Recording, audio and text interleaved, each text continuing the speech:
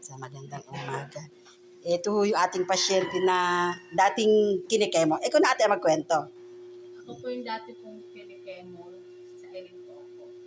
Hindi na po ako bumalik sa chemo kasi po nagpapagamot na po kung dito kay Edwin. Okay na po yung nararamdaman ko. May konting patak-patak na lang po sa puwerta ko. Pero medyo okay na po sa katawan ko po. Pero dati malakas talaga ang ano. Malakas pong tapos po isang buwan po yung dinudugo ako. Tapos po hinang-hina po ako sa umaga. Hindi makakilos po. Tapos hindi na po talaga ako bumalik sa pag-chemo. Dito na lang po ako kay Edwin nagpa-alaga sa kanya. Ibig sabihin, mula nung mahipo ka ni ka Edwin, okay na yung pakiramdam mo sa malakas na. Awa ng Diyos. Ngayon, nagpapalakas ka na lang. Isang beses ka lang kinemo. Opo. Pagkatapos nun, hindi ka na nagpa-chemo.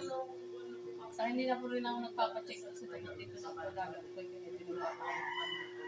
Medyo may malakas na po ako ngayon. Hindi na po nangihina.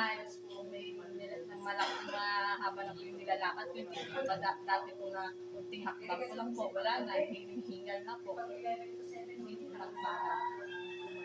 Basta tiyaga-tiyaga lang. Salamat, maraming salamat.